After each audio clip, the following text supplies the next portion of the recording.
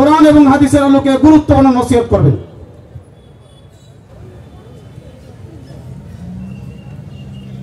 السلام عليكم ورحمة الله وبركاته. وعليكم السلام ورحمة الله وبركاته. الحمد لله نحمده ونستعينه ونستغفره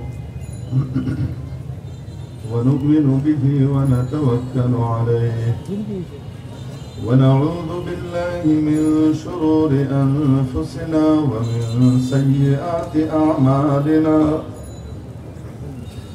من يهده الله فلا مضل له ومن يضلل فلا هادي له ونشهد أن لا إله إلا الله وحده لا شريك له ونشهد أن سيدنا وسندنا ومولانا وأولانا محمدا عبده ورسوله. أما بعد فأعوذ بالله من الشيطان الرجيم. بسم الله الرحمن الرحيم. قل إن كنتم تحبون الله فاتبعوني يحببكم الله ويغفر لكم ذنوبكم والله غفور رحيم.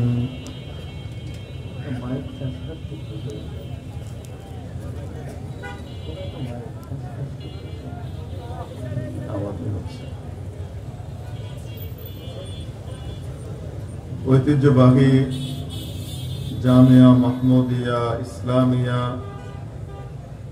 দিয়াবাড়ি তুরাগ উত্তরার অধীনে আয়োজিত আজকের এই ইসলামী মহাসম্মেলনের সম্মানিত আয়োজকবৃন্দ, উম্মতের মাথার মুকুট, জাতির বিবেক, ওয়াজিবুল ইহতিরাম হাদারাতে উলামায়ে কিরাম, ভবিষ্যৎ ওয়ারাসাতুল আম্বিয়া, আজিজ তালাবা, ধর্মপ্রাণ ধর্মভীরু সর্বস্তরের তাওহীদি জনতা, পর্দার আড়ালের পরম শ্রদ্ধেয়া মা ও বোনেরা, আপনাদের সামনে মহাগ্রন্থ আল কুরআনুল কারীমের দ্বিতীয় বৃহত্তম সূরা, ক্রমানুসারে তৃতীয় সূরা, সূরাত আলে ইমরানের গালিবান 31 নম্বর আয়াতখানি তেলাওয়াত করা হয়েছে। প্রিয় উপস্থিতি, আপনাদের খেদমতে ছোট্ট দু একটি প্রশ্ন থাকবে,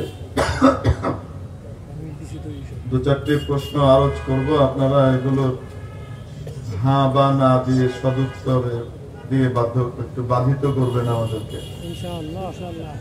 আল্লাহ পাক রব্বুল আলামিন আমাকে আপনাকে দুনিয়াতে যে সৃষ্টি করে পাঠিয়েছেন,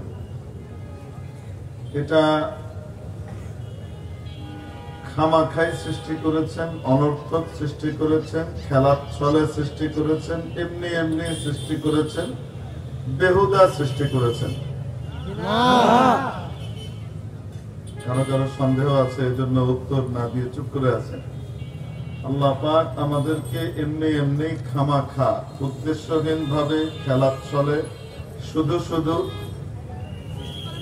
বেহুদাই সৃষ্টি করেছেন, না কোনো উদ্দেশ্য আছে? উদ্দেশ্যটা কি সাধারণ না মহান?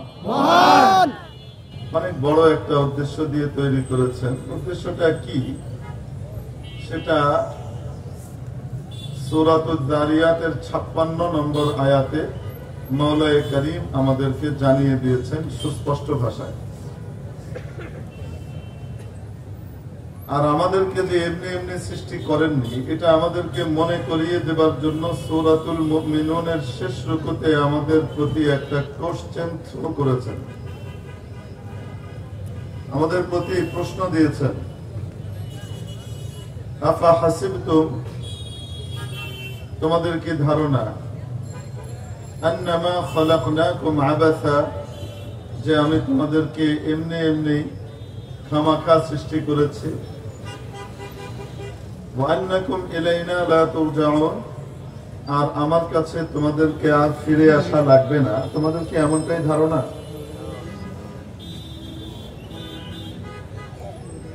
তাহলে কেন তৈরি করেছেন? মাবুদ ইরশাদ করেন, ওয়ামা খালাকতুল জিন্না ওয়াল ইনসা ইল্লা লিয়াবুদুন। আমি জিন এবং ইনসানকে তৈরি করেছি শুধুমাত্র আমি আল্লাহর ইবাদত করবার জন্য।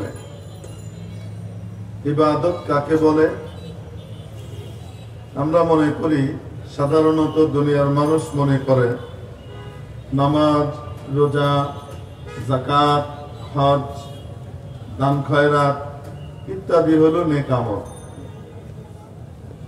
ইত্যাদি হলো ইবাদত। আর এছাড়া বাকি যা কিছু আছে,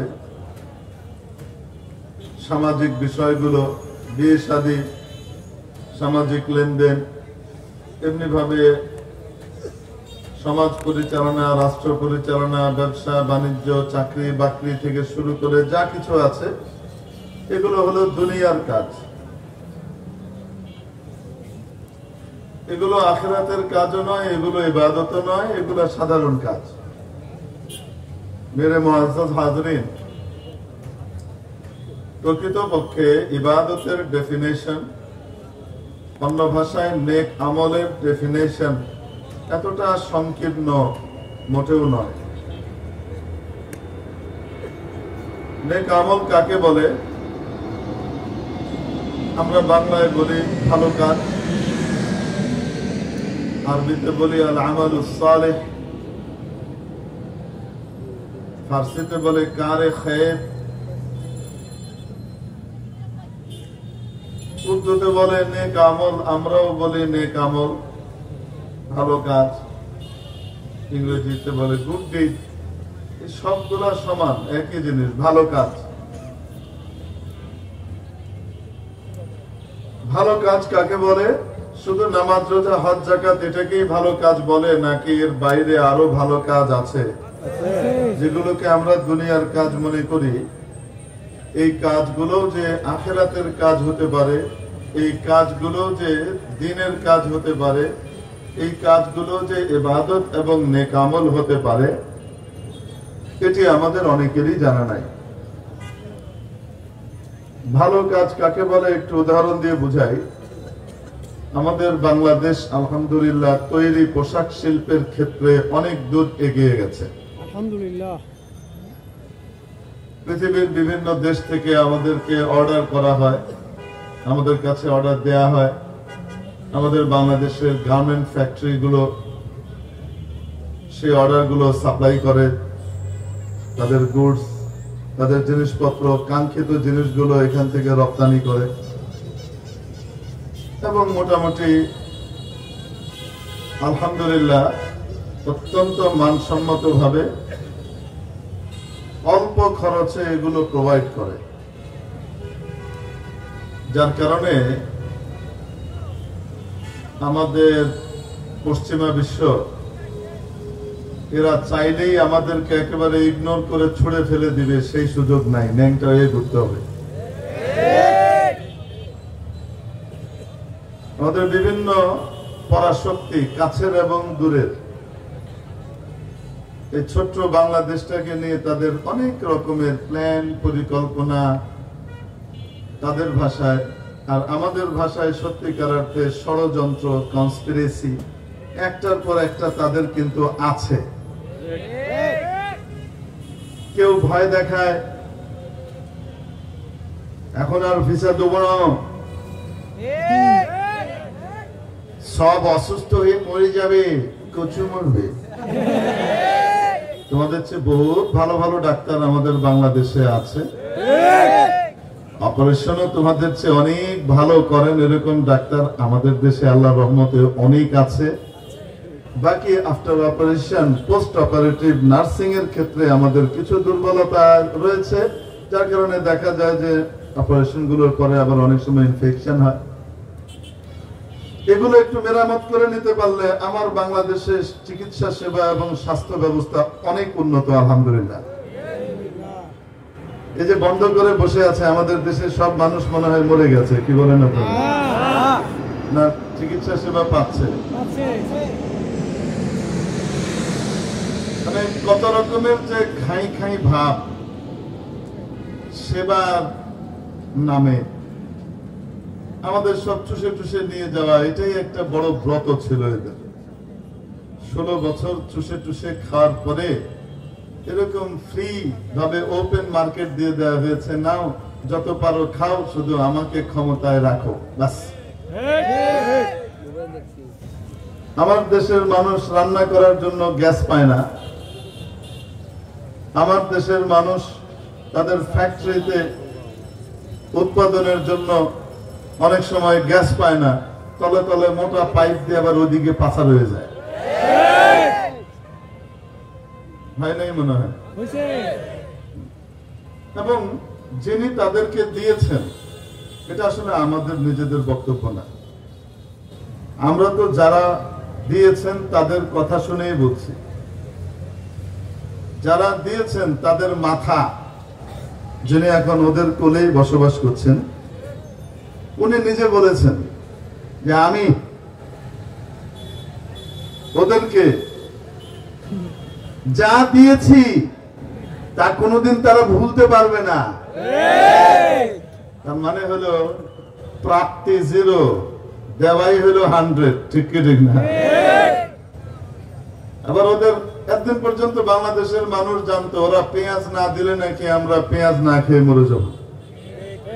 এখন দেখা গেল যে আসলে পেঁয়াজ নেওয়ার দ্বারা আমাদের লাভ যা হয়েছে, বেচার দ্বারা তাদের লাভ তার চেয়ে অনেক বেশি ছিল, ঠিক কিনা? এখন পেঁয়াজ বন্ধ হয়ে যাওয়ার কারণে বাংলাদেশ বিভিন্ন দেশ থেকে পেঁয়াজ আমদানি করছে, তাদের চেয়ে কম দামে আমরা পেঁয়াজ পাচ্ছি। দেশের ভিতরে আমাদের স্থিতিশীলতা মোটামুটি নেমে এসেছে পেঁয়াজের ক্ষেত্রে। আর ওনাদের পেঁয়াজ মাশাআল্লাহ কৃষক নিজেই রাস্তার ভিতরে ফেলে মারিয়ে প্রতিবাদ জানাচ্ছে, কেন পেঁয়াজের রপ্তানি হচ্ছে না, কেন আমাদেরকে না খেয়ে মরতে হচ্ছে। এতদিন বাঙালি জাতিকে বোঝানো হয়েছে ওরা যদি খাবার টাবার রপ্তানি বন্ধ করে দেয়, আমরা যদি ওদের কাছ থেকে না নিই তাহলে কি হবে, আমরা দেখছি আমরা আরো ভালো থাকছি।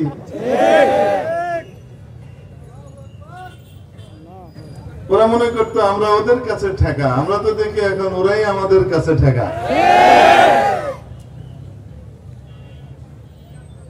বিশেষ করে কালচার, ভদ্রতা, সভ্যতা, আতিথেয়তা, মেহমানদারি ইত্যাদির ক্ষেত্রে বাঙালির আতিথেয়তা, মেহমানদারি আল্লাহর রহমতে সর্বজন কর্তৃক স্বীকৃত, ঠিক না? কালচারের দিক থেকে বাংলাদেশ আল্লাহর রহমতে এদের থেকে এখনো বহু এগিয়ে আছে। গোটা বাংলাদেশ খুঁজে একজন মানুষকেও পাওয়া যাবে না যে ওপেন পাবলিক প্লেসে বসে হাগামুতা করছে, পাওয়া যাবে? একজনকেও পাওয়া যাবে না। আমাদের হয়তো টাকা পয়সা একটু কম, আমাদের হয়তো সামরিক শক্তি একটু কম, আমাদের হয়তো এটা ওইটা কিছুটা কম আছে, কিন্তু মানবতা, মনুষ্যত্ব, ভদ্রতা, সভ্যতা, সিভিলাইজেশন ইত্যাদির দিক থেকে আলহামদুলিল্লাহ বাংলাদেশ তাদের চেয়ে অনেক উপরে আছে এখনো, ঠিক কিনা? আজও পর্যন্ত বাংলাদেশের কোন ফকিরের বাড়িতে গিয়েও কেউ পেট পুরে না খেয়ে আসে নাই। বাংলাদেশের ফকির নিজে যদি ভিক্ষা করেও খায়, তার বাড়িতে মেহমান আসলে তাকে সে মুরগি জবাই ছাড়া না খাইয়ে বিদায় করবে না, ঠিক কিনা?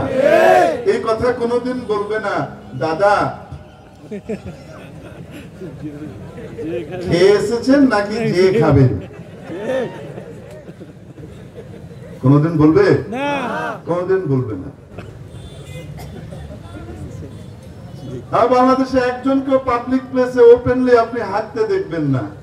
আর ওখানে মাশাআল্লাহ ফজরের পরে একটা এক্সিবিশন বসে, একটা মেলা বসে, কে কাটছে বেশি খুলে সবার সামনে করতে পারে।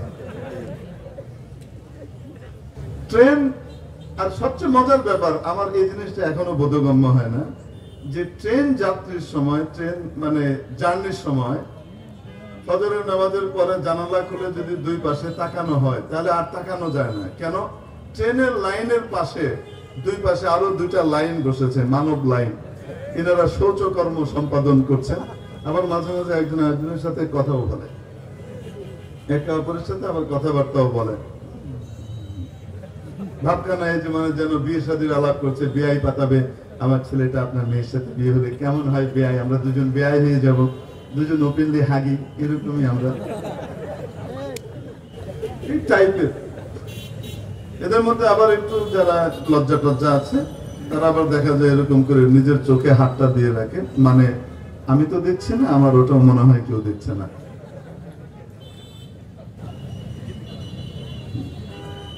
আলহামদুলিল্লাহ আমরা শুকর আদায় করে বলতে পারি আমাদের ওদের মতো অত টাকা নাই, রাষ্ট্রীয়ভাবে অত সামরিক ক্ষমতা নাই, এত কিছু নাই, কিন্তু এখনো পর্যন্ত আমাদের মধ্যে ভদ্রতা, সভ্যতা ওদের চেয়ে আল্লাহর রহমতে এখনো বেশি আছে। আমরা এটা নিয়ে গর্ব করতেই পারি আলহামদুলিল্লাহ। কি বলেন আপনারা? তো আমরা ওদের কাছে ঠেকা না, ওরা আমাদের কাছে ঠেকা। ভদ্রতা শেখার জন্য হাগামুতা কিভাবে করতে হয়, ইজ্জত সম্মান বহাল রেখে, এটা শেখার জন্য আমাদের দেশে তাদেরকে আমরা দাওয়াত দিতে চাই। তোমরা আসো, দেখো, ঘুরে টুরে যাও, এভাবে তোমাদের স্যানিটেশন সিস্টেমকে ডেভেলপ করো এবং তোমাদের মানুষের ভিতরে কিছুটা শিক্ষা দীক্ষা দাও। যদি বাথরুম না থাকে আর খোলা ময়দানে যেতেই হয়, তাহলে কমপক্ষে যেন রেল লাইনের পাশে না বসে, অন্য জায়গায় যেন বসে। এটা এখনো বোধগম্য হয়নি আমার। রেল লাইনের পাশের ভিতরে কি বরকত আছে, ওইখানে কেন লাইন ধরতে হবে? আর কত জায়গা দুনিয়ায় পড়ে আছে। তবে এটা যে ওখানকার সকলেরই সব জায়গার সব এলাকার চিত্র তা না, বিশেষ কিছু এলাকার চিত্র এগুলা। অনেক এলাকাতে আবার মাশাআল্লাহ ভদ্রতা আছে, যেটা সত্য সেটা তো আমরা সবসময় বলি। আমরা কারোর সাথে শত্রুতা করি না, কিন্তু কেউ আমাদের সাথে যদি পায়ে পা বাঁধিয়ে লড়াই করতে চায়, তাহলে আমরা কিন্তু তাকে আবার বিনা একরামে ছেড়েও দিই না। সেটা ইনশাআল্লাহ হবে। শুনতে পাচ্ছি 4টা প্রস্তাব নাকি দেয়া হয়েছে কোন এক পার্টিকে। 4টা প্রস্তাব নাকি কোন এক পার্টিকে দেয়া হয়েছে। নাম্বার 1, বিডিআর এর হত্যাকাণ্ডের, বিডিআর হত্যাকাণ্ড মানে সেনা হত্যাকাণ্ডের এই ট্র্যাজেডির বিচার করা যাবে না। নাম্বার 2, 5ই মের গণহত্যা, 5ই মের ভয়াল কালো রাত্রির যে গণহত্যা 2013 সালের, সেটার বিচার করা যাবে না। নাম্বার 3, পরাজিত, বিতাড়িত, পলায়নকারী যে শত্রু আছে, দেশ বিরোধী এই শক্তিকে সাথে করে নিয়ে নির্বাচন করতে হবে, তাদেরকেও নির্বাচনে আসার ব্যবস্থা করে দিতে হবে। নাম্বার 4, তাদের সাথে কৃত যত বৈষম্যমূলক অসম চুক্তি আছে, দেশ বিরোধী চুক্তি, সমস্ত চুক্তিকে বাস্তবায়ন করতে হবে। শোনা যাচ্ছে এ সমস্ত 4টি শর্ত তারা দিয়েছে, তাহলে তারা নাকি সেই পার্টিকে ক্ষমতায় বসিয়ে দেবে। যে পার্টিকে এই প্রস্তাব দেয়া হয়েছে, এই পার্টি যদি এই প্রস্তাব মেনে নেয়, তাহলে বাঙালি জাতি 24-এর 5ই আগস্টে যাদেরকে এখান থেকে বিতাড়িত করে ঝেঁটিয়ে বিদায় করেছে, যারা তাদেরকে এখানে পুনর্বাসিত করতে চাবে, যারা এদেশের দেশ বিরোধী চুক্তিকে বাস্তবায়ন করবার মুচলেখা দেবে, সেই পার্টিকে আজীবনের জন্য বের করে দেওয়া হবে।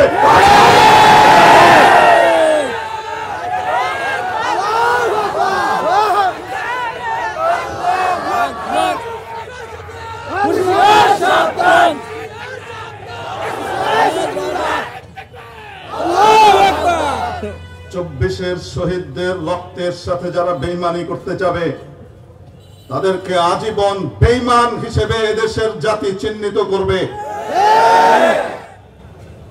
কারোর সাথে আমাদের বিশেষ সখ্যতাও নাই, কারোর সাথে আমাদের বিশেষ শত্রুতাও নাই।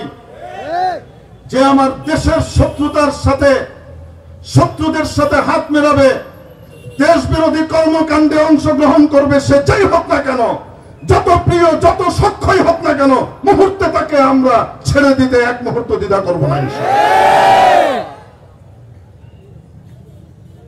প্রিয় উপস্থিতি, মজার কথা বলবো। আমার ধারণা ইনশাল্লাহ এই টাইপের এই টাইপের মানে ফালতু মূলা আর 4টা মূলা যে লোভ ঝুলাইছে, এগুলাতে আশা করি যে পার্টিকে প্রস্তাব দেওয়া হয়েছে তারা বিভ্রান্ত হবে না। কমপক্ষে বাস্তবতার নিরিখে তারা চিন্তা ভাবনা করবে। কারণ যারা নিজেদের গৃহপালিত পার্টিকে দীর্ঘদিন রেখে 24-এর আগে এবং পরে 5ই আগস্টের আগে এবং পরে যারা নিজেদের গৃহপালিতদেরকেই রাখতে পারে নাই, তারা নতুন করে আবার কিভাবে আরেকজনকে এনে বসাবে? তাদের ক্ষমতা কতটুকু আমরা দেখে ফেলেছি। তো এত বড় বড় বাগাড়ম্বর করে কাজ হবে না। বাংলাদেশকে নিয়ে ছিনিমিনি খেলবার যে পায়তারা আর আকাশ কুসুম কল্পনা, এগুলো নিয়ে তারা যেন রাতে ঘুমিয়েই থাকে। বাস্তবে যেন এগুলো বাস্তবায়নের জন্য সামান্যতম সামনে না বাড়ে। বাড়তে গেলে কিন্তু যে চোখ দিয়ে তাকাবে সেই চোখ উপড়ে ফেলা হবে, যে ঠ্যাং দিয়ে আগাবে ওই ঠ্যাং ভেঙে দেওয়া হবে, যে হাত অগ্রসর করবে সেই হাত আর সেই বাজুকে টুকরো টুকরো করে দেওয়া হবে ইনশাআল্লাহ। মরতে শিখেছি, রক্ত দিতে শিখেছি। এদেশের মানুষ লড়াই করে নিজেদের বিজয় ছিনিয়ে এনেছে, ফাও আসে নাই এই বিজয়। এটিকে নস্যাৎ করার কোন অপচেষ্টা আর অপকৌশলকে এদেশের মানুষ বরদাস্ত করবে না। অতএব কোন পার্টির কাছে যদি এই জাতীয় প্রস্তাব এসে থাকে, 1000বার ভেবে দেখতে বলবো। যদি ফাঁদে পা দেন, আপনাদেরকেও ঝেঁটিয়ে বিদায় করা হবে ইনশাআল্লাহ। আল্লাহ পাক আমাদেরকে, আমাদের এই দেশকে হেফাজত করুন বলে আমিন। হাজার চেষ্টা করেও পারে নাই। কারণ বলেন তো দেখি, যখন খুব বেশি উৎপাত শুরু হয় না, তখন আল্লাহ রাব্বুল আলামিন সেন্ট্রাল কমান্ড নিয়ে নেন, ব্যবস্থা নেওয়ার দায়িত্ব নিজে নিয়ে নেন। যখন মাবুদ ব্যবস্থা নেওয়ার দায়িত্বটা নিজে নিয়ে নেন, তখন পৃথিবীর কোন পরাশক্তির ক্ষমতা থাকে না সেই মহা সুপ্রিম পাওয়ার আল্লাহ রাব্বুল আলামিনের পরিকল্পনার বিরুদ্ধে গিয়ে দাঁড়াবার। যে বা যারা দাঁড়াবে তারা সমূলে ধূলিসাৎ হয়ে যায়, ঠিক কিনা? এটি আল্লাহ পাকের নিজাম। চোখের সামনে দেখতে পাচ্ছেন না? 1 বছর 3 মাসের মধ্যে, 1 বছর 3 মাসের মধ্যে তারা পৃথিবীর সবচেয়ে বড় সন্ত্রাসবাদী শক্তি মোড়ল এর সহায়তা নিয়ে মিডল ইস্টের বিস্ফোরা খ্যাত ইসরায়েল কিভাবে নিরপরাধ মানুষকে হত্যা করে জেনোসাইড চালিয়েছে, গণহত্যা চালিয়েছে, নারী শিশু নির্বিশেষে কাউকে বাদ দেয় নাই, ঠিক কিনা? গোটা গাজাকে, পশ্চিম তীরকে ধ্বংসস্তূপে পরিণত করে দিয়েছে। লক্ষ লক্ষ মানুষকে বাস্তুহারা করেছে। এত কিছু করবার পরেও বারবার সবাই বলছে, সবাই কাঁদছে। বাংলাদেশের মানুষ যতটুকু পেরেছে তারা করেছে, চোখের পানি ফেলেছে এবং শত্রুর পণ্য বয়কট করে তাদের অর্থনৈতিক ক্ষমতার ভিতে আঘাত করবার জন্য যথাযথ চেষ্টাটা বাংলার মানুষ করেছে, ঠিক কি ঠিক না?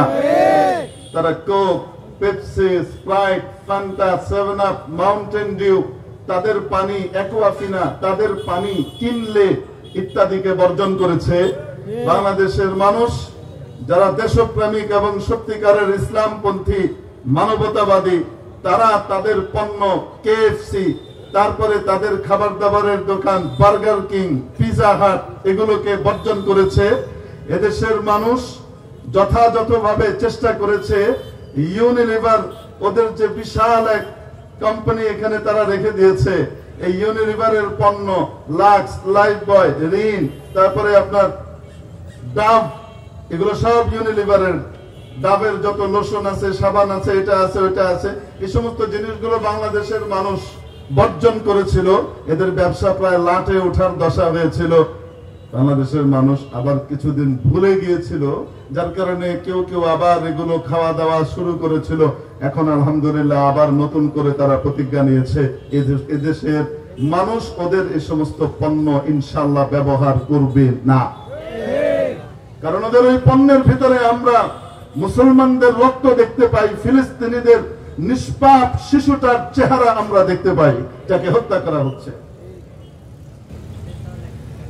আমরা ওদের পণ্য কিনি, আমরা ছোট দোকানদারকে টাকা দিই, ছোট দোকানদার বড় দোকানদারকে দেয়, বড় দোকানদার ডিলারকে দেয়, ডিলার এদেশের ওই কোম্পানির যে মালিক তাকে দেয়, আর এই মালিক তার বাৎসরিক লাভের একটা বড় অংশ মূল কোম্পানিকে, ওই মাল্টিন্যাশনাল কোম্পানিকে, ওই নেসলে কোম্পানিকে, তারপরে আপনার ইউনিলিভারকে, তারপরে এইভাবে আপনার বাটা, তারপরে এই যে বার্গার কিং, পিজা হাট, কেএফসি, এই মূল কোম্পানিগুলোকে লাভের অংশ তারা পাঠায়। আর ওই জায়নিজমের চেতনাধারী এই সমস্ত বিখাউজ ইহুদি কোম্পানিগুলো তাদের টাকার একটা অংশ মুসলিম নিধনের জন্য ব্যয় করে। এভাবে আমি আপনি তাদের কাছে টাকা পাঠাই। এজন্য এখন থেকে আমরা তাদেরকে আর টাকা দেব না, আর দেব না। শুধু একটা জিনিস মনে করব, আমরা যদি এগুলো ব্যবহার না করি আমরা মরে যাব না। আমাদের দেশে বিকল্প বহুত কিছু আছে, ঠিক কিনা? কিন্তু আমি যদি ব্যবহার করি, ফিলিস্তিনে আমার মুসলিম মা বোনরা মারা যাবে, এটা যদি চিন্তা করি, বয়কট করা ইনশাআল্লাহ সহজ হয়ে যাবে। এবং হাদিসের ভাষাও হলো বয়কট করা। বাংলাদেশের মানুষ চোখের পানি তো ফেলেছে, তাদের প্রিয় জিনিসগুলোকে তারা বয়কট করেছে, দেশীয় মাল তারা ব্যবহার করেছে। এতটুকুই তারা করে দেখিয়েছে, সারা বিশ্ব থেকে মানুষ চোখের পানি ফেলেছে। কেউ ঠেকাতে পারছিল না এদেরকে। আল্লাহ রাব্বুল আলামিন সেন্ট্রাল কমান্ড কি করলেন? গ্রহণ করলেন এবং মাশাআল্লাহ ক্যালিফোর্নিয়ার লস অ্যাঞ্জেলেসে লাগিয়ে দিলেন। ওরা এই 1.5 বছর 1.5 বছরে যতটুকু ধ্বংসযজ্ঞ চালিয়েছে, রব্বুল আলামিন মাত্র 1.5 দিনে তার চেয়ে বেশি তাদেরকে ঘটিয়ে দেখিয়ে দিলেন। ঠিক কি ঠিক না? মজার ব্যাপার হলো, পৃথিবীর হাইলি সফিস্টিকেটেড যে সমস্ত তাদের কাছে ইকুইপমেন্ট আছে, এই সব কিছু নিয়েও তারা এখনো সেই আগুন নাকি নিয়ন্ত্রণ করতে পারছে না। বাতাস নাকি একবার এদিকে নেয়, একবার ওদিকে নেয়। ডেভিল উইন্ড নাম দিয়েছে এটাকে তারা, শয়তানের বাতাস। এই শয়তানের বাতাস এক সাইডে পুড়ায় সেরে আবার আরেক দিকে দৌড় মারে, আগুনটাকে আবার ওইদিকে নিয়ে যায়। ওই দিকটা পুড়ায় সেরে আবার কেন ওইখানটা বাকি আছে, চল ওদিকে নে। এটা কে করতেছে বলেন তো? এখন ইনাদের নেতাদের মাথার ভিতরে ঘুরপাক খাচ্ছে, এই আগুন সাধারণ আগুন নয়, এই আগুন মনে হয় রবের প্রতিশোধের আগুন, ফিলিস্তিনের মানুষের চোখের পানির আগুন, ছোট্ট ইয়তিম বাচ্চাটার আহাজারির আগুন। এখন বুঝতে পারছে, এজন্য এখন চাপ দিচ্ছে কি, খবরদার আর যুদ্ধ করা যাবে না, যুদ্ধ বিরতি করো। 1.5 বছরে কইছিল আঙ্কেল, এখন কেন? তার মানে কমান্ড কে হাতে নিছেন? আল্লাহ এখন সিদ্ধান্ত নিছেন, এখন আমি আমার খেল দেখাবো। অনেক তো দেখাইছিস তোরা, এখন আমার খেলা দেখ। ইন্নাহুম ইয়াকিদুনা কাইদা ওয়া আকিদু কাইদা ফামাহিলিল কাফিরিনা আমহিলহুম রুওয়াইদা সানাস্তাদরিজুহুম মিন হাইথু লা ইয়ালামুন ওয়া উমলি লাহুম ইন্না কাইদি মাতিন। আমি তাদেরকে ঢিল দেব। আমার ঢিল দেওয়া মনে করো না যে আমি ভুলে গেছি, আমার ঢিল দেওয়াটাও আমার প্ল্যানের অংশ। আমার ঢিল দেওয়াটাও কার অংশ? আমার প্ল্যানের অংশ। আমার প্ল্যান বড় মজবুত, বড় সুরক্ষিত। আমার প্ল্যানের ভিতরে কোনো ছিদ্র খুঁজে পাবা না তুমি। আমি তোমার জিনিস দিয়েই তোমাকে সাইজ করব, তোমার জিনিস দিয়ে আমি তোমাকে সাইজ করব। এটা যে তোমার জিনিস, এটা প্রমাণ করবার জন্য আমি একটু ঢিল দিব। ঢিল দিয়ে যখন এটা তোমার হাতিয়ার হিসেবে প্রমাণ হয়ে যাবে, তখন আমি তোমার হাতিয়ার দিয়ে তোমাকে আমি সাইজ করব। এটা আল্লাহ পাকের বহু পুরনো মজার একটা খেলা। আল্লাহ পাকও খেলেন, দেখেন না মাঝে মাঝে ওই যে 88 রাকাত 92 রাকাত তাহাজ্জুদওয়ালা এমপি মন্ত্রী ছিলেন যে কিছু, বুঝলেন মনে হয় আমার দেশের ওলিয়া উলিয়ারাই 88 রাকাত তাহাজ্জুদ পড়বার টাইম পায় না বা পড়তে পারেন না, কিন্তু মাশাআল্লাহ এরকম নেককার আপনি পরহেজগার এমপি কই পাবেন কোন? আল্লাহু আকবার। 88 রাকাত 92 রাকাত 94 রাকাত তাহাজ্জুদ পড়ে, সাধারণ কথা। মাশাআল্লাহ কথায় কথায় আবার বলতো খেলা হবে, কি হবে? ওয়াল্লাহু ইয়াদহাক মিন ওয়ারাই হিজাব। আল্লাহ পাক এগুলা দেখতেন আর হাসতেন। আচ্ছা খেলা খেলবি নাকি? তো আমার খেলাটাও তো বাকি আছে, একটু দেখ আমি কি খেলি। তোরা কি দিয়ে যেন খেলছিলি? রাজাকার শব্দ দিয়ে খেলছিলি। যাকেই পেটাতে হবে, যাকেই ভরতে হবে, যাকেই দেশ ছাড়া করতে হবে, যাকেই ফাঁসিতে লটকাতে হবে, যাকে গুম করে ফাঁসি লাশটাকে লুকিয়ে ফেলতে হবে, গুম করে ফেলতে হবে, আত্মীয় স্বজনের কাছে ফেরতও দিবি না, এগুলোর জন্য যে ব্যবস্থা করতে সেটা ছিল রাজাকার। কি দিয়ে দিতি? রাজাকার। বাস এই এক হাতিয়ার দিয়ে কত মানুষের সব সর্বনাশ তোরা করেছিস। দেখ তোদের এই হাতিয়ার দিয়ে আমি তোদেরকে পেটাবো। লক্ষ্য করে দেখেন তো দেখি, এই জুলাই বিপ্লবের যে আন্দোলন, এই আন্দোলনের আগে বাংলাদেশে কি এরকম আন্দোলন কম হয়েছে? 18তে আন্দোলন হয়নি? এর চেয়ে কত বড় বড় আন্দোলনকে তারা একদম স্ম্যাশ করে দিয়েছে, খুঁজেই পাওয়া যায়নি, পিষে শেষ করে দিয়েছে। মানে তাদের ভাষা ছিল এরকম কত আন্দোলন এলো আর গেল, কথা বলতো তো এগুলা, এরকম কত আন্দোলন এলো আর গেল, সব সোজা হয়ে যাবে, সবগুলোকে একদম শ্রীঘরে পাঠানো হবে। এই টাইপের বড় বড় দম্ভক্তি এরা করতো নাকি করতো না?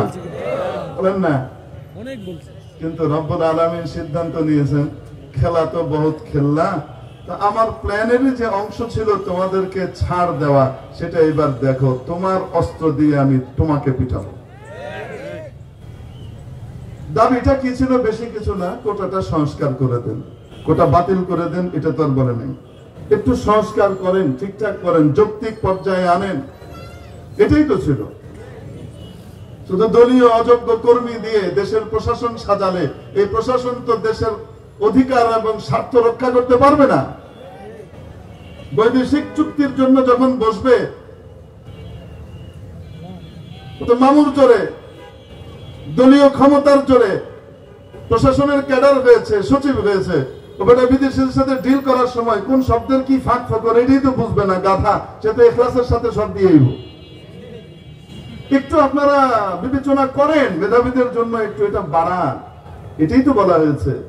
বাড়ালো তো নাই, কথায় কথায় বলতো এরকম কত আন্দোলনে আর এলো আর গেল, সবগুলোকে চিনে রাখা হচ্ছে, আপনারা চিনে রাখুন, সবগুলোকে সাইজ করা হবে। বলতো কি বলতো না? আসলে পরিণতিটা তাই হইতো। রব্বুল আলামিন ব্যবস্থা নিলেন, তোর অস্ত্র দিয়ে তোকে পেটাবো, বাস মুখ দিয়ে বের করে দিলেন। কি বের করলেন? মুক্তিযোদ্ধারের নাতিপুতিরা সব মেধাহীন, আর রাজাকারের বাচ্চারা সব মেধাবী।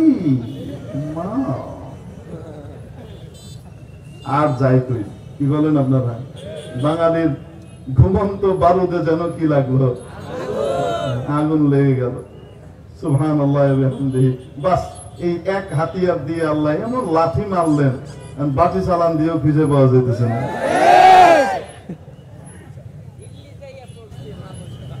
মাওলানা পাকের প্ল্যান আছে না নাই? আল্লাহ নামে একজন আছেন না নাই? যদি আল্লাহ নামে একজন থেকে থাকেন আর তার উপরে আস্থা আর বিশ্বাস থেকে থাকে, তাহলে ইনশাআল্লাহ আল্লাহর উপরে আস্থা রেখেই আল্লাহর নবীর কথার উপরে আমরা আমল করব। আল্লাহর নবীর রেখে যাওয়া ওয়ারিসদের সাথে, আলেম ওলামাদের সাথে আমাদের হাসর নসরার দুনিয়া হবে ইনশাআল্লাহ। ঠিক আছে? আলেম ওলামা যেখানে আমরা আছি, আলেম নাই যেখানে, যে দলই হোক না কেন, পারবো তো ইনশাআল্লাহ তাআলা। আল্লাহ পাক আমাদেরকে ঐক্যবদ্ধ থাকবার তৌফিক দান করেন, বলুন আমিন। এজন্য ওই যে আশপাশের ওরা মনে করে যে আমরা নাকি ওদের কাছে ঠেকা। আলহামদুলিল্লাহ আমরা দেখতে পাচ্ছি 20% ঠেকা হলো, তোমরা আমাদের কাছে 80% ঠেকা। তো আমাদেরকে এত এই ভ্যাট ভূত দেখায় লাভ নাই। ওই যে একটা হকার আছে, সংবাদ পড়তে আসে না মাঝে মাঝে, আল্লাহ জানে রাস্তায় আসার সময় মনে হয় কেউ ধরে ওর জায়গা মতো ভোগ নামরে ঢেলে দিছিল মনে হয়, যার কারণে এসে স্থির হয়ে সংবাদ পড়তে পারে না। এখান থেকে দৌড় মারে, একবার ওখানে যায় একবার এখানে দৌড় মারে, কারণ জ্বলতেছে তো।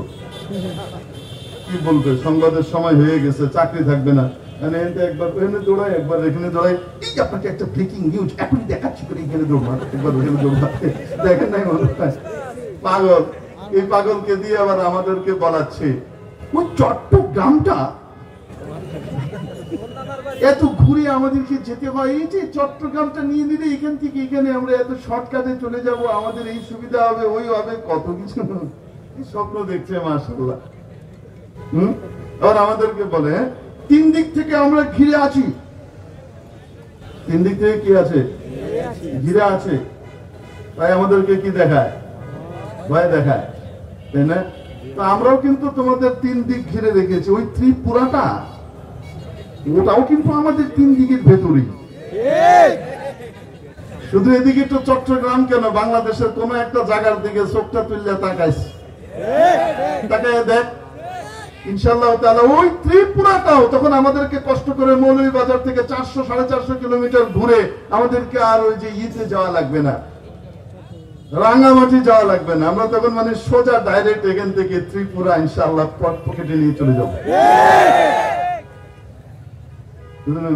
কি যে ভয় পাইছে জানেন, বাংলাদেশের যখন কিছু মানুষ বলছে যদি এখানে চোখ তুলে তাকায় আর এখানে ঢুকে তাহলে আমরাও ইনশাআল্লাহ একদিনে কলকাতা দখল করবো, বলছে না? কি বলার পরে এমন ভয় পাইছে, ওখানে যাকেই পায় তার কাছে ওই যে বোম নিয়ে যায় এরকম করে।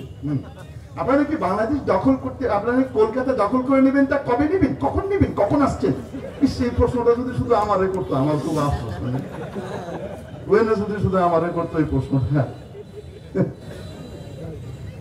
তারপরে আলহামদুলিল্লাহ আমাদের বাংলাদেশিরা খুব চমৎকার উত্তর দিয়ে থাপ্পড় কম দেয় নাই, কিন্তু বেহায়া তো, হায়া শরম নাই, তারপরে গুতাই দিয়ে থাকে।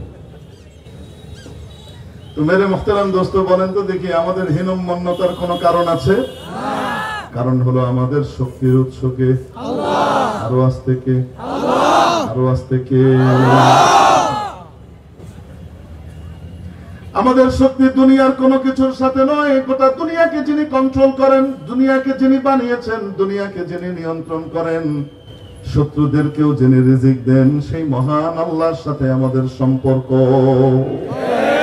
আমরা ওখানে বিশ্বাসী, যারা আল্লাহকে বিশ্বাস করে তাদের হারানোর কিছু থাকে না। তারা মরলে শহীদ, বাঁচলে গাজী। মরলে সোজা জান্নাত, কোন লোকাল সিস্টেমে না, ডাইরেক্ট জান্নাত। আর বেঁচে থাকলে তো জয়ী, গাজী। এজন্য তাদের হারানোর কিছু নাই। আলহামদুলিল্লাহ আমাদের বাঙালি মুসলিমদের, বাংলাদেশি মুসলমানদের হারানোর কিছুই, এজন্য আমাদের তো কোনো ভয় নাই। আর তোরা যদি আওস আর মরস বিনা হিসাবে ফিনারে জাহান্নামা খালিদিনা ফিহা আবাদা, ঠিক কি না? সোজা, কোনো কথা নাই, ডাইরেক্ট যাবে। আর ইনশাআল্লাহ তাআলা আয়া পারবিও না, পারলে এতদিন বহুত কিছু দেখায় দিতি তোরা, ঠিক না? হ্যাঁ, ষড়যন্ত্র করতে পারবে, শিয়ালের মতো তলে তলে কুচকামি করতে পারবে, প্রকাশ্যে আসার মতো, বাঘের মতো সামনে আসার মতো হিম্মত আল্লাহর রহমতে নাই। এরা যেমন আমাদের কাছে অনেক কিছু মনে করে, পশ্চিমারাও মনে করে আমরা যদি না থাকি তাহলে ওরা চলবে কিভাবে। হ্যাঁ, একটা কিন্তু তাড়িয়ে দিয়েছি, এখন আমরা নিজের মতো গুছিয়ে গাছিয়ে একটু বসবো, ওরা এতদিন চুষেছে তাই আমরাও একটু চুষবো। এই ধরনের খায়েশ নিয়ে যদি আটলান্টিকের ওই পার থেকে আর এবার থেকে কেউ এদিকে আসে, তাহলে আমরাও পরিষ্কার করে বলে দিচ্ছি, কাছের তারে ছাড়ি নাই, দূরের তরে ছাড়বো করতে রে, বলেন না কেন? এই সুযোগে যদি এদেশে কেউ দেশ বিরোধী দেশের কৃষ্টি কালচার সংস্কৃতি বিরোধী, ইসলাম বিরোধী সমকামিতাকে দেশে প্রমোট করবার চেষ্টা করে তাদেরকেও ছেড়ে দেওয়া হবে না ইনশাআল্লাহ। খুব সাফ সুতরা বলে বলতে পারি, এত আশা করো না। ভালো হয়ে থাকতে চাইলে আসো, তাহলে আমরা ওয়েলকাম জানাবো। কিন্তু এদেশকে তোমাদের পচা কাজের ডাম্পিং গ্রাউন্ড বানাইতে চাবা, এটা যদি বানাতে চাও তাহলে আমরা তোমাদেরকেও ছেড়ে দেব না ইনশাআল্লাহ তাআলা। আমরা যেমন সম্মান দিতে জানি, সম্মানটা আবার কেড়েও নিতে আল্লাহর রহমতে জানি, ঠিক না? আমরা যেমন খুব আদর যত্ন করে এনে বসাতে পারি, ঠিক তেমনি ভাবে দেশ বিরোধী, দেশের স্বার্থ বিরোধী, ইসলাম বিরোধী এবং এদেশের 90% মানুষের চেতনার সাথে সাংঘর্ষিক বিষয়কে যদি কেউ এখানে বাস্তবায়ন করতে চায়, তাকে মুহূর্তের ভিতরে টেনে নামাতে আমাদের ইনশাআল্লাহ দেরি হবে না। আপনাদের সন্দেহ আছে? দেরি হবে? মজার ব্যাপার হলো যে আগেরটা তো মানে শাড়ি, পেটিকোট, ব্লাউজ আর হেগিলি লুয়ে টুয়ে যাইতে পারছে। সামনের কেউ যদি এরকম উল্টা পাল্টা করতে চায় না, তাহলে প্যান্ট জাঙ্গিয়া কিছু লইয়া আর জান লাগতো না। আমাদের মেসেজ খুব ক্লিয়ার, খুব সাফ সুতরা, পরিষ্কার। দেশ বিরোধী কোন কর্মকাণ্ডে যদি কেউ চুক্তি করতে চায়, ওই যে বললাম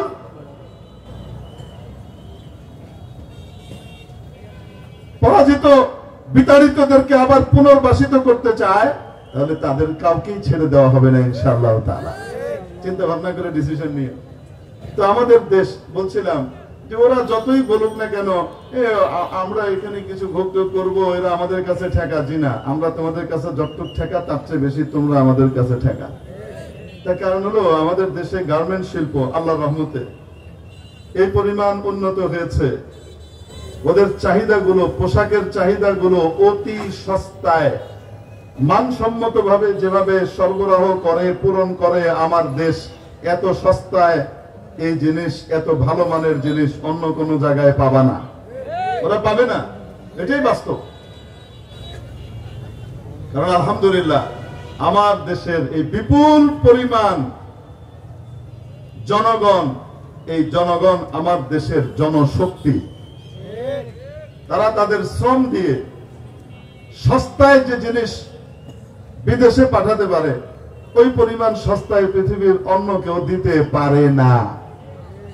এজন্য ওরাও আমাদের কাছে ঠেকা। একদম একেবারে এমন নয় যে আমরাই শুধু ঠেকা, তারা ঠেকা নয়, তারাও ঠেকা। এই পৃথিবীতে আল্লাহ এককে আরেকজনের প্রতি মুহতাজ বানিয়ে দিয়েছেন, এটাই নিয়ম। মহাশক্তি ঠিক। তো বলছিলাম আমার দেশে তৈরি পোশাক শিল্প অনুন্নত না উন্নত?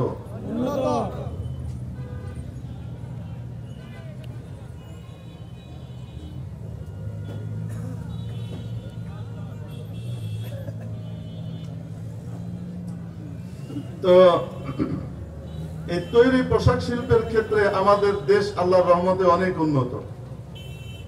এই পোশাকগুলো আমরা অর্ডার পাই এবং আমরা বানাই, আমরা রপ্তানি করি। কেমন হয় মনে করেন,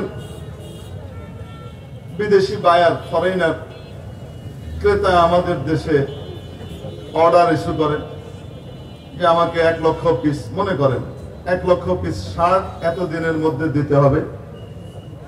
সেটা কেমন হবে সে একটা স্যাম্পলও দেয়। ফেব্রিক্স গুলো এরকম হবে, বোতামে কয়টা হবে, ডিজাইনটা এরকম হবে ইত্যাদির একটা স্যাম্পল দেয় কি দেয় না? স্যাম্পল অনুযায়ী মনে করেন আমার দেশে 2 ব্যক্তির কাছে অর্ডার পাঠালো তারা এবং স্যাম্পলও দিল। এক ব্যক্তি করলেন কি, স্যাম্পল অনুযায়ী বানালেন, হুবহু যা আছে তাই, যেমন চেয়েছে ঠিক স্যাম্পল অনুযায়ী জিনিস বানিয়ে রপ্তানি করেছে।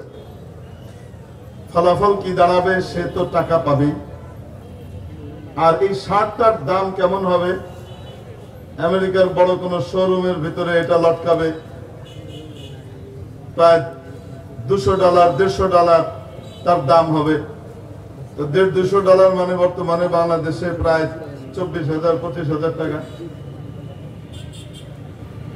$100 হলে 12,000 টাকা তার দাম, ধরে নেন 10,000 টাকা একটা শার্টের দাম। বিক্রি হচ্ছে।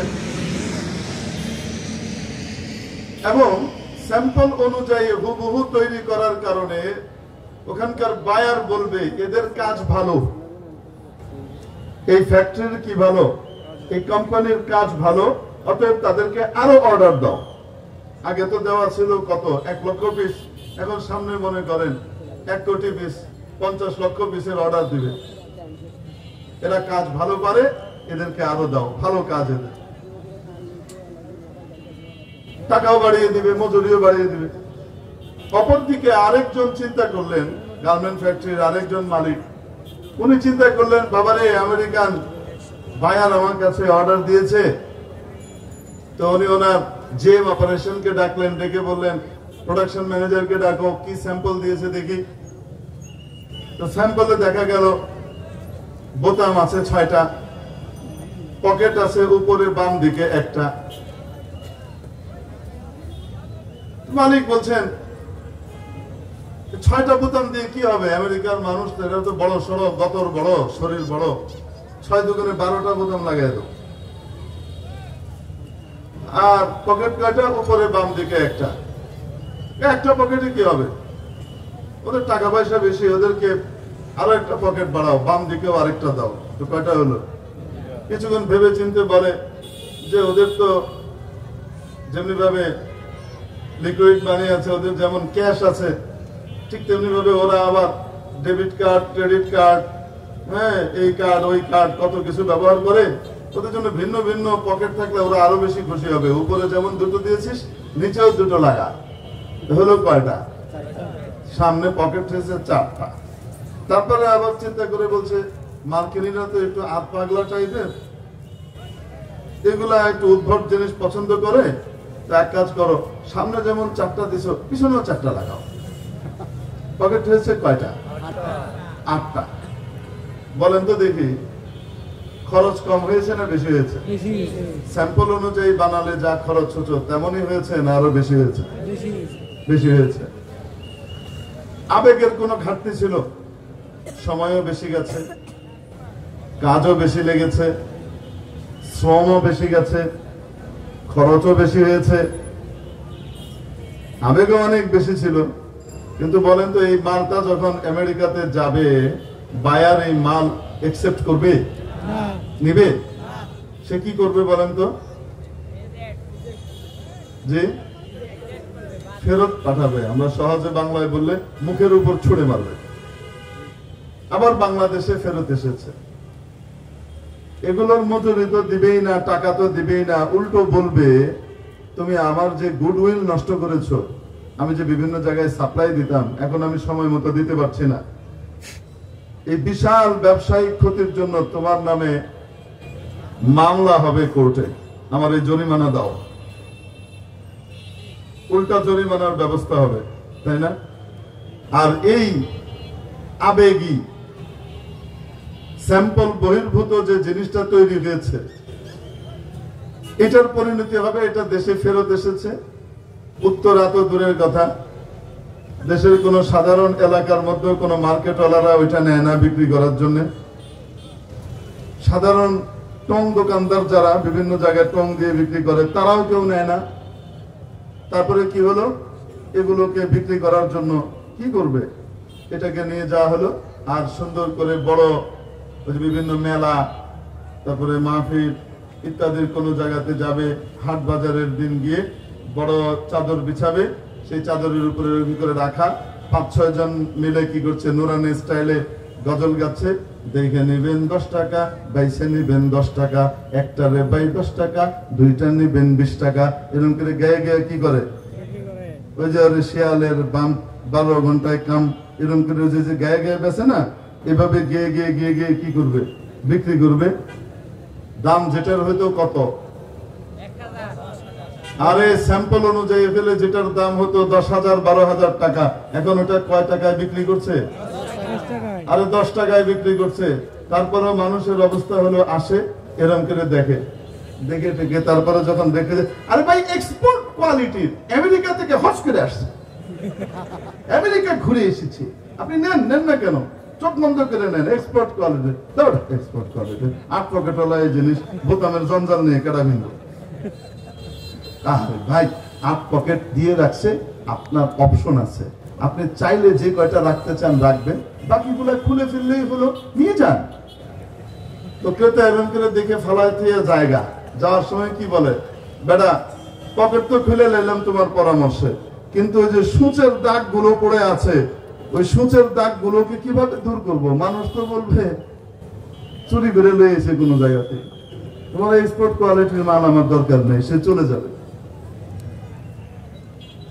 তো দুজনের ভিতরে পার্থক্যটা কি হয়েছে বলেন তো? পার্থক্যটা হয়েছে একজন স্যাম্পল অনুযায়ী বানিয়েছে, ক্রেতা যেমন মাল চায় তার সরবরাহকৃত স্যাম্পল অনুযায়ী বানিয়েছে, তাই ক্রেতা আরো খুশি হয়েছে এবং তার কাজকে ভালো কাজ হিসেবে স্বীকৃতি দিয়েছে, আরো বেশি অর্ডার দিয়েছে। আর অপরদিকে দ্বিতীয় জনের আবেগের ঘাটতি নাই, টাকারও কোনো কার্পণ্য করা হয় নাই, কিছুই হয় নাই, কিন্তু সমস্যা হয়েছে শুধু স্যাম্পল অনুযায়ী হয় নাই, ক্রেতা যে স্যাম্পল প্রোভাইড করেছে সে অনুযায়ী হয়নি, যার ফলশ্রুতিতে এটার দামও নাই এবং তার বিরুদ্ধে উল্টো মামলা ঠোকা হচ্ছে, ঠিক কিনা? পার্থক্যটা কোথায় বলেন তো? স্যাম্পল অনুযায়ী হওয়া না হওয়া। মেরে মুহতারাম দোস্ত, তাহলে আমরা বুঝতে পারলাম স্যাম্পল অনুযায়ী হলে নেক কাজ, ভালো কাজ, গুড ডিড। স্যাম্পল বহির্ভূত হলে ওটাকে নেক কাজ বলে না, ভালো কাজ বলে না, গুড ডিড বলে না। দুনিয়াতে যেমন এই বিষয়টি চিরাচরিত ভাবে সত্য এবং প্রমাণিত, ঠিক তেমনি ভাবে রব্বুল আলামিন ক্রেতা, আমি আপনি বান্দারা হলেন বিক্রেতা। আমাদের কাছ থেকে রব্বুল আলামিন আমাদের নেক আমলগুলো চাচ্ছেন, আর সেই আমলের বিনিময়ে জানমাল ব্যবহার করে যে নেক আমল করব, সেই আমলের বিনিময়ে মাওলা আমাদেরকে জান্নাত দিবেন। কি দিবেন? রব্বুল আলামিন কোরআনে কারীমে ঘোষণা করেছেন, ইন্নাল্লাহা আশতারা, নিশ্চয়ই কিনে নিয়েছেন আল্লাহ। কে কিনেছেন? আল্লাহ। নিশ্চয়ই আল্লাহ কিনেছেন। তাহলে আল্লাহ কি? ক্রেতা। কার কাছ থেকে কিনেছেন? মিনাল মুমিনিন, ইমানদার বান্দা বান্দীদের কাছ থেকে কিনেছেন। কি কিনেছেন? কি কিনেছেন? আনফুসাহুম ওয়া আমওয়ালাহুম, তাদের জান আর মালকে কিনেছেন, তাদের জান মালকে কিনে নিয়েছেন, অর্থাৎ নেক আমলকে কিনে নিয়েছেন। বিআন্না লাহুমুল জান্নাহ, বিনিময়ে মাওলা তাদেরকে জান্নাত দেবেন। দুনিয়ার ক্রেতা কয়েকটা ডলার দিবে, এটার জন্য যদি সে স্যাম্পল দেয়, মাওলায়ে পাক আমাকে আপনাকে অতুলনীয় দামি জান্নাত দান করবেন। নবীজির বাণী অনুযায়ী যে জান্নাত এত দামি, এত দামি, জান্নাতের একটা ইটের মূল্য গোটা পৃথিবীর সমস্ত সম্পদ বিক্রি করলেও দেওয়া সম্ভব নয়। এত দামি জান্নাত মাবুদ আমাকে আপনাকে দেবেন। আমার আপনার কাছ থেকে যে নেক আমল আর জানমাল নিবেন, এটার জন্য মনে হয় কোন স্যাম্পল আল্লাহ দিবেন না? বলেন না কেন? রব্বুল আলামিন সেই জীবন্ত স্যাম্পল আমাদেরকে দান করেছেন। কোরআনে কারীমে ঘোষণা করেছেন, লাকাদ কানা লাকুম ফি রাসূলিল্লাহি উসওয়াতুন হাসানাহ, নিশ্চয় আল্লাহর এই রাসূলের মধ্যে তোমাদের জন্য রয়েছে সর্বোত্তম নমুনা, আদর্শ, সবচেয়ে দামি স্যাম্পল। আল্লাহ পাক একজন স্যাম্পল পাঠিয়েছেন, নেক আমলের স্যাম্পল। সেই স্যাম্পলের নাম হলো মুহাম্মাদুর রাসূলুল্লাহ। অতএব এই স্যাম্পল অনুযায়ী যার যে কাজ হবে সেটাই ভালো কাজ, সেটাই নেক কাজ, সেটার বিনিময়ে জান্নাত হবে। চাই সেটাকে আমরা দুনিয়ার কাজ মনে করি আর দিনের কাজ মনে করি। আর যদি এই স্যাম্পল বহির্ভূত ভাবে কোনো কাজ হয়, যেটাকে আমরা নেক আমল মনে করি, জান্নাতের কাজ মনে করি, সেটাও নেক আমল হবে না, বদ আমল হবে। তাহলে নেক আমল কোনটা? যেটা আল্লাহর দেওয়া স্যাম্পল, নবী পাক সাল্লাল্লাহু আলাইহি ওয়াসাল্লামের তরিকার সাথে, দিক নির্দেশিত পন্থার সাথে মিলে, সেটা নেক আমল। নতুবা নেক আমল হবে না। মনে করেন নবী পাক সাল্লাল্লাহু আলাইহি ওয়াসাল্লাম আমাদেরকে শিখিয়েছেন, কি শিখিয়েছেন? নামাজ পড়ার সময় প্রথমে কি করতে হয়? সেজদা, রুকু না দাঁড়ানো? প্রথমে দাঁড়াতে হয়, সেখানে কিছু কাজ আছে। তারপরে রুকু করতে হয়, তারপরে রুকু থেকে উঠে দাঁড়িয়ে আবার কোথায় যেতে হয়? সেজদায় যেতে হয়। তাহলে নামাজের রাকাতের ভিতরে রুকু এবং সেজদার মধ্যে নবীজি শিখিয়েছেন কোনটা আগে? রুকু সেজদার মধ্যে কোনটা আগে, কোনটা পরে? এটা কার শেখানো? এখন একজন ব্যক্তি মনে করেন মনে মনে সে যুক্তি খাটালো, সে যুক্তি খাটিয়ে দাঁড় করালো রুকুর মধ্যেও আল্লাহকে সম্মান জানানো হয়, সিজদাতেও আল্লাহকে সম্মান জানানো হয়। রুকুর মধ্যেও আল্লাহর জন্য মাথা নোয়ানো হয়, সিজদার মধ্যেও মাথা নোয়ানো হয়। রুকুর তুলনায় সিজদার মধ্যে আবলাগ তরিকায় আরো অনেক বেশি ভাবে শ্রদ্ধাটা বেশি প্রকাশ করা হয়, ঠিক কিনা? নিজের সবচেয়ে দামি অঙ্গ কপাল এবং মাথাকে নিজের সবচেয়ে তুচ্ছ অঙ্গ পায়ের সমান্তরালে নিয়ে আসা হয়। কার জন্য? আল্লাহর জন্য। অতএব কেউ যুক্তি দিয়ে চিন্তা করলো আমি আগে সিজদা করে নিই, পরে রুকু করব, কারণ এটাতে আল্লাহর প্রতি শ্রদ্ধা প্রদর্শন বেশি হয়, ইবাদতের বহিঃপ্রকাশ বেশি হয়। অতএব আমি আগে রুকু সিজদা করব, পরে কি করব? এখন বলেন তো দেখি, তার এই নামাজ আবেগের কোনো ঘাটতি আছে? এই নামাজ নামাজ হবে? এই নামাজে সওয়াব পাওয়া যাবে না ডান্ডা? বলেন, এই নামাজে সওয়াব হবে, বিনিময় পাওয়া যাবে না ডান্ডা খেতে হবে? কেন? একটাই সমস্যা। কি সমস্যা? স্যাম্পল অনুযায়ী হয় নাই। যেহেতু স্যাম্পল অনুযায়ী হয় নাই, তাই এটাকে ভালো কাজ বলা হবে না, এটাকে বাজে কাজ বলা হবে। এটা জাহান্নামে নেবে, এটা জান্নাতে নেবে না।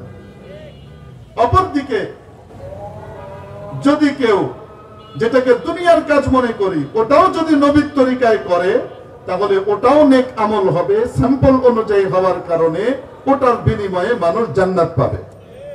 যেমন ব্যবসা বাণিজ্য, এটাকে আমরা কি মনে করি? আখিরাতের কাজ না দুনিয়ার কাজ? আসতে বলে। সাধারণত দুনিয়ার মানুষ এটাকে দুনিয়ার কাজই মনে করে, আখিরাতের কাজ নেক আমল মনে করে না। অথচ নবীজি সাল্লাল্লাহু আলাইহি ওয়াসাল্লাম শিখিয়েছেন আত-তাজিরুস সাদুকুল আমিন, যে ব্যবসায়ী দুটি বৈশিষ্ট্যের সাথে ব্যবসা করবে, একটা হলো সত্যবাদিতা আর একটা হলো সততা। একটা জিনিস কিনেছে 10 টাকা দিয়ে, বিক্রি করতে চায় মনে করেন 15 টাকা দিয়ে। ক্রেতা যখন এসে বলে 14 টাকা দিব, সে বলে কেনা দামও হয় নাই। কথাটা সত্য হলো না মিথ্যা হলো? আসতে বলেন। তো হুজুর, এই মিথ্যা কথা না কইলে তো মালই বেচতে পারবো না। জি না। কিভাবে সত্য কথাটা বলতে হবে, ওলামায়ে কেরামের কাছে আসেন, আপনাকে শিখিয়ে দিবে কিভাবে সত্য কথাটা বলতে হবে। এজন্য আলেম হওয়ার জন্য একটা আলাদা সাবজেক্টই আছে, কথা বলার শিক্ষা, কথা বলার তরিকা শেখা। ইলমে মান্তিক নামে একটা সাবজেক্ট আলাদা পড়ে, এবং একটি মনোভাবকে কতভাবে ব্যক্ত করা যায় এটার জন্য কয়েক বছর যাবত আরেকটা সাবজেক্ট পড়ে, ইলমুল মাআনি, এবং তার সাথে আবার ইলমুল বায়ান, বদি, এই সবগুলো মিলিয়ে ইলমুল বালাগাত নামে আরেকটা সাবজেক্টও তারা পড়ে। ঠিক কি ঠিক না? এগুলো ওলামায়ে কেরামের কাছে আসেন, শিখিয়ে দেবেন। হুজুর কিভাবে একটু বলে দেন। আপনি বলবেন, ভাই আমার এখানে খেয়ে পরে টিকতে হলে, বাঁচতে হলে, আমার প্রয়োজন পুরা করতে হলে, এখানে দোকান রাখা, ইলেকট্রিসিটির বিল, অন্যান্য জিনিস, বেতন টেতন দিয়ে সবকিছু করতে হলে 15 টাকার নিচে আমি বেচতে পারবো না। আপনি নিলে নেন, না নিলে নাই। সত্য কথা বলা যায় কি যায় না? আজকে হয়তো সে চলে যাবে মন খারাপ করে, আজকে যাবে, কিন্তু এরপরে যখন ঘুরে আসবে, একা আসবে না, আরো 10 জনকে নিয়ে আসবে, বলবে যে এই লোকের কথা পরিষ্কার, বড় মার্কা কথা বলে না। সততা 1 নম্বর মালের কথা বলে 3 নম্বর মাল ঢুকাই দিছে। সততা হলো যা বলেছে তাই।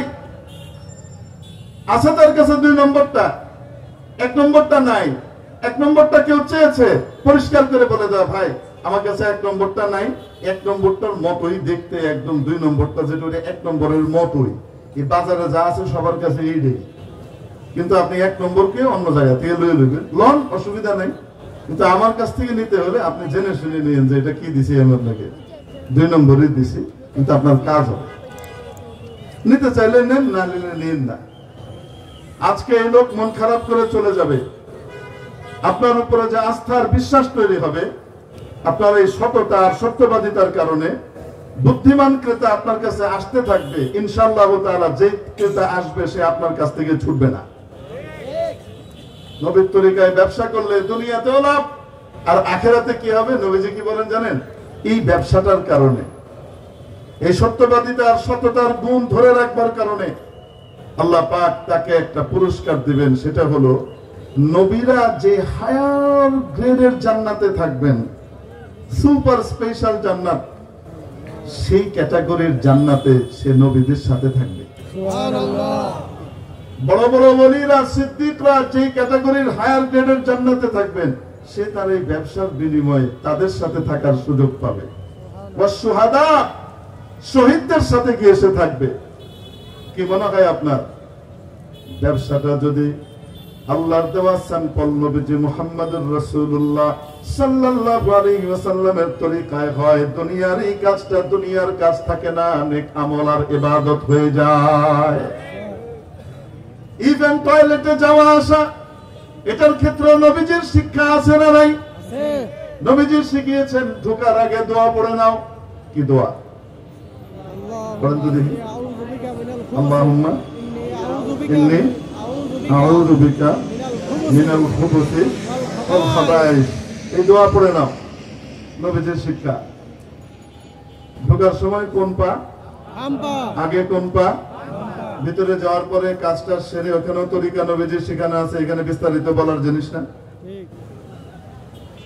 ঢিলা কলম ঠিক মতো ব্যবহার করে তারপরে পানি টানি ইউজ করে ওখান থেকে বের হওয়ার সময় আগে কোন পা?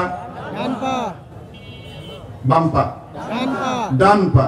বের হওয়ার পরও একটা দোয়া আছে না নাই? গুফরানাক আলহামদুলিল্লাহিল্লাযী আযহাবা আন্নিল আযা ওয়া আফানি। যদি পুরোটুকু মনে না থাকে, সংক্ষেপে শুধু গুফরানাক, এটাও হাদিসে আছে, আছে না নাই? এই দোয়া পড়েছে। এই যতটুকু সময় সে ভিতরে ছিল এবং এসেছে, এই পুরা কাজটা সময়টা কার দেওয়া স্যাম্পল অনুযায়ী হয়েছে? এই স্যাম্পল অনুযায়ী হওয়ার কারণে আল্লাহর কাছে এটা নেক আমল, এই পুরা সময়টা ইবাদত হিসেবে লেখা হবে। সুবহানাল্লাহ, সুবহানাল্লাহ। পরশুদিন কই সুবহানাল্লাহ, এই ওয়াশরুমে যাতায়াতের কাজটাও ইবাদত হিসেবে লেখা হবে, যে জন্য আল্লাহ আমাকে আপনাকে পাঠিয়েছেন। প্রতিটা কাজ নবীর তরিকায় করো। আরো উপকারিতা বলবো? এই যে ওয়াশরুমে যাওয়ার সময় যে দোয়া, এই দোয়াটা যে পড়ে যে পড়ে না, দুইজনের পার্থক্য বলবো। হাদিস শরীফে নবীজি সাল্লাল্লাহু আলাইহি সাল্লাম বলছেন, পচা জিন আছে না কিছু মানুষের ভিতরে, যেমন পচা মানুষ আছে, জিনদের ভিতরেও কি আছে? কিছু বাজে রুচির, পচা রুচির জিন আছে। তারা কোথায় থাকে জানেন? ওই গান্দার পরিবেশে গিয়ে থাকে, বাথরুমে থাকে। তো যখন কোন ব্যক্তি দোয়া ছাড়া ঢুকে আর সে ওখানে গিয়ে কাপড় উঠিয়ে নিজের প্রয়োজন পুরা করতে থাকে, ওই শয়তানগুলো করে কি? তার লজ্জাস্থান নিয়ে খেলাধুলা করে। আরে আমার কথা না, নবীজির কথা। এই যে হুজুরা আছে, জিজ্ঞেস করেন, আছে না নাই? খেলাধুলা করে। কিন্তু কোন ব্যক্তি যদি এই দোয়া পড়ে ঢুকে, রব্বুল আলামিন ওদের চোখকে অন্ধ করে দেন, তারা আর ওই লজ্জাস্থান দেখতেই পায় না। কিসের খেলাধুলা করে? জি, সুনানে তিরমিজির হাদিস। বলেন তো দেখি লাভ আছে না নাই? আখিরাতেরও লাভ, দুনিয়ারও লাভ। নিজের এই জিনিস, ওই কাজ করার সময় মানুষ নিজের বউরও ঢুকবার দেয় না, জামাইরও ঢুকবার দেয় না, পোলা বাইনে ঢুকবার দেয় না, বাপ মারে ঢুকবার দেয় না, কাউরে ঢুকবার দেয় না। কোথাকার কোন জিন এসে ছায়া ছায়া দিয়ে মজা নিবে। যারা দোয়া পড়ে না, বেলাজের মতো ওদেরকে দেখায় বেড়ায়, আর যারা দোয়া পড়ে তারা নিজের উপরে সতর কায়েম করে দেয়, একটা ঢাকনি তৈরি করে দেয়। এই দোয়ার কারণে আল্লাহ ওদের চোখ অন্ধ করে দেন, ওরা আর দেখতে পায় না। অবাস্তব না বাস্তব? নাম্বার 2, দুনিয়ার নগদ লাভ।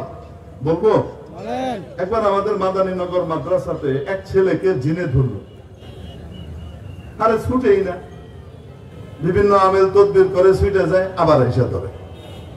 সে ছেলেটাকে বড় পেরেশান করতে লাগলো। তখন আমাদের ওখানে মাদ্রাসায় যে হুজুরের কাছে আমি হেফজ পড়েছি, এরকম আসাতিজা ইকরামের মধ্যে একজন ছিলেন হাফেজ লোকমান সাহেব দামান বারাকাতুহু, বড় আমলওয়ালা পরহেজগার মানুষ ছিলেন। কোনদিন হুজুরের তাহাজ্জুদ ছুটতে আমরা দেখি নাই, বড় সালেহ মানুষ ছিলেন, আওয়াবিন টাওয়াবিন সব পড়তেন হুজুর। তো হুজুরকে আবার জিন্নাতরা খুব মানত। তো হুজুর জিনের ওই এলাকার যিনি সর্দার আছেন, বাদশাহ, তাকে ডাকাইলেন এবং ওনার মাধ্যমে সন্দীপের হযরত মাওলানা ইদ্রিস সাহেব রহমতুল্লাহ আলাইহি, যাকে শাইখে সন্দীপই বলা হতো, মাদানীনগর